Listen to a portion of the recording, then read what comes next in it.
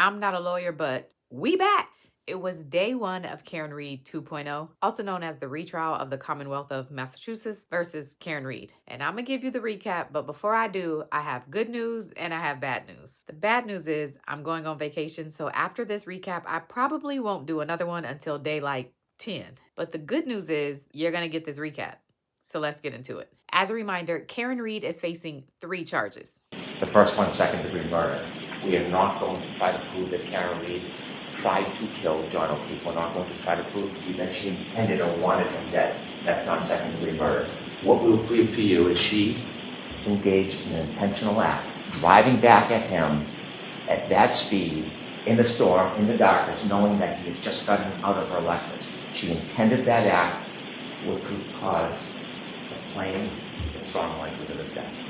Also, operating under the influence of alcohol, manslaughter will prove to you that she drove her Lexus recklessly. She hit John O'Keefe, and because she hit him and he fell back, she caused his death. The third charge is leaving the scene after knowingly causing death. Again, she hit Mr. O'Keefe with a car. She knew he was injured. She left him behind, and he died.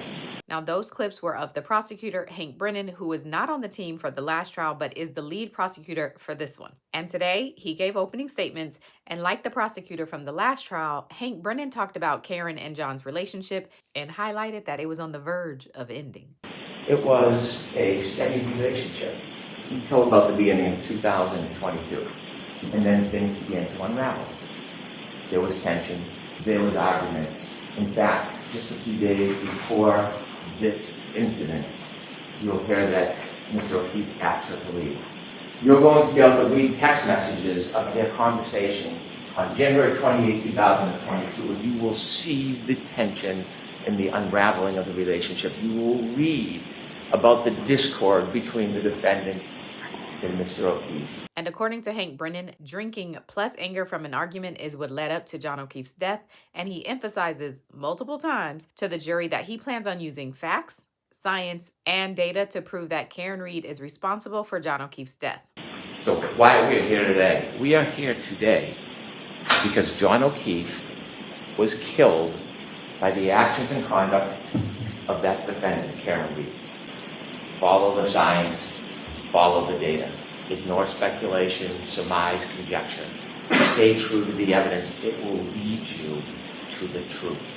You will learn through this case, through facts, science, and data, you will learn that on January 29, 2022, a very intoxicated defendant was angry and arguing about the relationship with John O'Keefe. And after the fight was over, she left, but she brought the fight back to him in the form of her SUV. She clipped him, he fell backwards, he broke his head, and then this man who helped, a lifetime of help, was left at the corner of that yard, left to die with no help. The evidence will make clear that she knew he was there. She did not call 911. She did not go back to him. She did not leave an anonymous tip. She left. Hank Brennan also made sure to tell the jury that Karen Read has done a ton of interviews since being charged in this case, and they plan to use her own words against her because anything you say can and will be used against you. 2020 Nightline, Fox 25, a documentary, and we've had an opportunity to get many of her statements in the footage, and we're going to show much of it to you. And her statements to you will confirm what you already know from the science and the data. What you will already conclude from the facts independent about what she did that night. Her word is simply confirmed. Okay, now let's get into the defense's opening statements. For the last trial, Karen's attorney David Yannetti gave the opening, but for this one, her attorney Alan Jackson gives the opening. And the theme he focuses on is that John O'Keefe was not hit by a car. The evidence in this case will establish above everything else 3 points. There was no collision with John O'Keefe. There was no collision. There was no collision. John O'Keefe did not die from being hit by a vehicle. Period. That's why we're here. A collision. And there's no evidence of one. Zero. John O'Keefe's injuries did not come from being struck by a vehicle. Therefore, as I said, there was no collision. There was no collision. That there was no collision. And that science will tell you with certainty there was no collision with John O'Keefe. Dr. Lapasada will tell you with medical certainty that, in fact, John was not struck by a vehicle. Therefore, as I said, there was no collision. You will learn that John did not have a single injury consistent with being hit by a car. Because at the end of the day, folks, there was no collision with John O'Keefe. Now, Jackson also began setting up the idea of the cover-up, mentioning that Brian Albert got rid of his phone, his dog, and his house, and that John's injuries are less consistent with being hit by a car and more consistent with being bitten by a dog. The evidence will show that these injuries are from an animal, like a large dog, like the large dog that was inside the Albert house that night. You'll also learn that oddly, very oddly, after having their family pet for 7 years, a short time after this incident, the Alberts got rid of that dog. They called it rehoming her, but she was gone. One new and very interesting thing from this opening is Alan Jackson says John O'Keefe did not die from hypothermia. But the doctor will tell you something more, and just as important. She'll tell you that John O'Keefe did not suffer from hypothermia, as the Commonwealth will undoubtedly allege. His body showed no signs of it, no frostbite, no cold-induced injuries to his organs. Ladies and gentlemen, the scientific evidence and the medical evidence will establish that John O'Keefe had to be injured somewhere else, somewhere warmer, and his body had to have been moved out into the cold. And that's where, ultimately at 6 a.m., Karen found him the next morning. That feels like a big deal, because if he was truly out there from 12:30 when Karen allegedly hit him until 6 a.m. when Karen found him, that would have been close to 6 hours. Now, I'm not a doctor, but 6 hours in blizzard temperatures seems like he would have gotten hypothermia. And then he highlights what we all expected, that Michael Proctor, the lead investigator for this case, has been fired for his work on this case. And that alone is enough for reasonable doubt. So how did we end up here? How does Karen Reed end up sitting in that chair on trial for an event that literally never happened? Well, the evidence is going to explain it.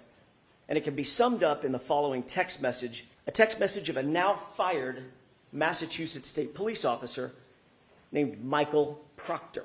He was the lead investigator on this case, and he was talking about a fellow officer, a fellow cop, who owned the property where John O'Keefe's body was found. Text message with a buddy. Question, is the homeowner going to catch any shit? Answer, nope. He's a Boston cop too. Do you have any idea how hard it is for a state trooper to get fired? Well, the evidence is going to show that Michael Proctor earned it, every bit of it. Saying someone earned being fired is hilarious. More shockingly, you'll learn that lead investigator for the Massachusetts Police, Michael Proctor, never set foot inside Brian Albert's house, never separated and secured witnesses. He never properly collected evidence. He never secured the evidence. He never searched for signs of a struggle inside or outside the home. He never properly canvassed the neighborhood. Michael Proctor never did any of these things. He was the lead investigator on the case officer, the architect of the entire prosecution. You'll learn there's not a single part of this case, folks, not a single part that he didn't touch, that he didn't direct, that he didn't orchestrate personally. Every single bit of it has his fingerprints on it. And he's been disgraced by his own agency, by the Massachusetts State Police. Investigated, suspended, and fired. The evidence will show that Massachusetts State Police found him guilty, found Michael Proctor guilty of bringing dishonor to the department for his conduct, not in some other case, not in some tangential case. In this case, the investigation of Karen Reed. By the end of this trial, you'll conclude that Karen Reed is not guilty of hitting John O'Keefe with her SUV. There was no collision. After openings, the Commonwealth calls their first witness, and it's one of the first responding firefighter/paramedics, David Nuttle. It's worth noting that David Nuttle also testified in the first trial, but he definitely was not the first witness. Nuttle testifies about what he saw after arriving to the scene. I stepped out of the side door and I could hear like a distant screaming off in the distance. Wasn't exactly sure where it was coming from. I started making my way kind of towards the sound, following the sounds. I couldn't see anybody yet. So as we approached the scene, as I said, there were 3 individuals, and Canton police were on scene as well. And then there was what appeared to be a human figure laying supine in the snow. What does supine mean? So that he was laying on his back. From there, I made my way directly over to that individual and started checking for signs of life. The other paramedic, Anthony Flamati, started checking my work, and then we kind of went from there. But I found no signs of life in my initial. Eventually, the paramedics begin CPR on John, trying to save his life. And while that's happening, Nuttle recalls very specifically hearing Karen Reed say, quote, "I hit him, I hit him, I hit him." As you were nailing, I want you to take us to that moment. As you're nailing, trying to help Mr. O'Keefe, did you have a chance at any point to look up? I did. And when you looked up when you were trying to help Mr. O'Keefe, can you tell us who you saw? I saw a middle-aged middle-aged female with blood on her face. And I, real quick, as I was in the process of providing ventilations, I said, do you know this person? What did she say to you? I hit him, I hit him, I hit him. How clearly do you remember her words saying to you, "I hit him, I hit him, I hit him"? I remember it very distinctly. After the defendant said to you, "I hit him, I hit him, I hit him," did you ask any follow-up questions? I really didn't get a chance to, because following that, the individual just kind of walked away, or just kind of went in a different direction. I wasn't able to ask any follow-up questions. And then we get to cross.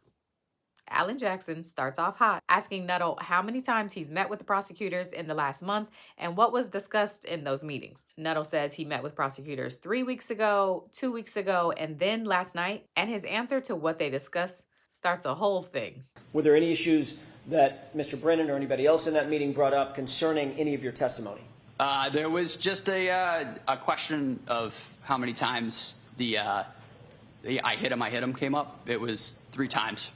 And were you advised that that's not what you said at your testimony last year? You said it was 2 times last year? I honestly can't recall, sir. I previously testified possibly to 2, but it was 3. Okay. Your memory is clearer now than it was, for instance, a year ago when you testified? Yes, sir. Okay. Does your memory get better with time generally? In certain settings, I mean, there are certain things about different aspects that I recall better than others. Okay. And does your memory tend to get better, or does it fade over time? That's my question. It can fade over time, but it depends on the context. But in this case, you're telling this jury that your memory is better now than it was a year ago when you testified about the exact same circumstance, correct? Yes, sir. Okay. He gonna regret that answer. That, okay, lets you know that he just made a mistake. You then met about a week after that, which would be 2 weeks ago. And what did you discuss at that meeting? Again, it was the how many times we had talked about saying I hit him, I hit him. Again, it was 3 times.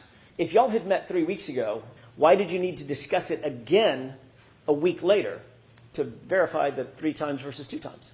Not sure, sir. That was just the way that the conversation went.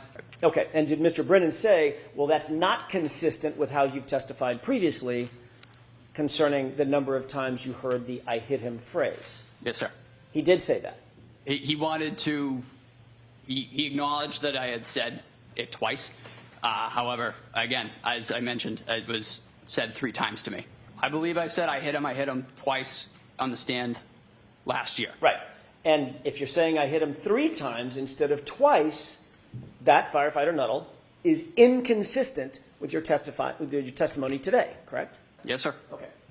Did you talk at the meeting 2 weeks ago about any other inconsistencies with your testimony? Not to my knowledge, sir. Well, you were there. And you No. say not to my knowledge, meaning? No, sir, we did not. Okay. So it was just about the number of times that you heard the phrase "I hit him," correct? Yes, sir. All right. What did you talk about last night? Mostly just making sure that everything was as it had been. I mean, and by that, I mean it was 3 times, and that we were continuously making sure that everything was the way that it had happened that morning. Everything was the way that Mr. Brennan wanted it to be. No, sir. The way that it was I remember it and I recall it happening. And then Alan Jackson gets into how Nuttle previously described what John O'Keefe was wearing the morning he was found. In April 2024, you reiterated your very specific memory of and you even called it a puffy heavy coat that he was wearing, pretty distinctive article of clothing. Yep. And you testified last year that Mr. O'Keefe was wearing that clothing, which you had to remove or somebody had to remove in order for him to be properly assessed. I did testify that way, yes, sir. Okay. And you mentioned that your memory of that big heavy winter coat was as clear as your memory of other specifics in this case, correct? Yes, sir. And turns out you were completely wrong about his clothing, correct? Correct. Matter of fact, he wasn't wearing a coat at all. No, sir. Did Mr. Brennan bring that up during the meeting 3 weeks ago? He asked about what I had meant when I said appropriately dressed. So you did talk about something other than just the I hit him, correct? Yes, sir. When I asked what y'all talked about, why didn't you tell us that? To be perfectly honest, sir, I did not remember until right now. So your memory is fading even after 3 weeks. Yes, sir. Got it. From there, Alan Jackson has Nuttle describe exactly what was happening when Karen Reed allegedly made that I hit him statement. I was knelt at the head of John O'Keefe with a bag valve mask, delivering ventilations. Firefighter Kelly was to the right, and Firefighter Flamati was on the left side of Mr. O'Keefe, and the three of us together were working to perform CPR and ventilations. It's a very detailed memory. Yes, sir. But that's not at all what you told Trooper Proctor on February 8th, just 10 days after this incident, is it? I don't recall what I told Trooper Proctor. I thought your memory got better with time. Okay. I recall meeting with him, but I don't recall the extent of what was discussed. What you said to Trooper Proctor on February 8th, 10 days after this, was you overheard Miss Reed say, I hit him one time to another female that she was talking to. I have no memory of this, Your Honor. Okay, next question. Next up, Alan Jackson plays dash cam footage from the morning of the incident to try and find the scene that matches what Nuttle was describing when he says Karen Reed made the I hit him statements. But spoiler alert, every time the scene seems to match what Nuttle described, Karen isn't around him to make the statement. And my client is nowhere near you, correct? No, sir. Okay. Correct. And the clip that I just played before, the few seconds that I played before, nowhere near you, correct? Is that right? Yes, sir. Did you see my client? Yes, sir. Where is she in the frame? Behind that other individual. Not near you. No. Okay. But on redirect, Hank Brennan plays another portion of the video, and Nuttle says that shows exactly when Karen made those statements. The video the defense just showed you, did you notice any differences between that video and when I showed it to you, and that it doesn't have the time on it? Yes, those were two different time frames.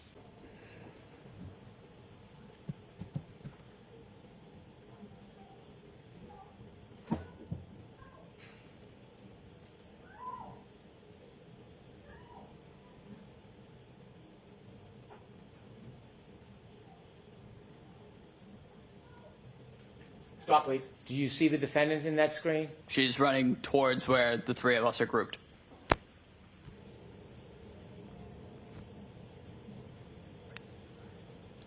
Stop, please. Is it at that time the defendant said to you that she hit him? Yes, sir. Alan Jackson does another round of recross, but what's even more important than that is how Hank Brennan finishes off his last round of redirect. He plays a clip from an interview that Karen Reed did. I also wondered, didn't I say could I have hit him? Or was it told to me that I said I hit him? And I knew I never could have said that, so the closest I must have said was, did I hit him? I know I said I hit him, but did I really say it as many times as law enforcement's claiming I said it?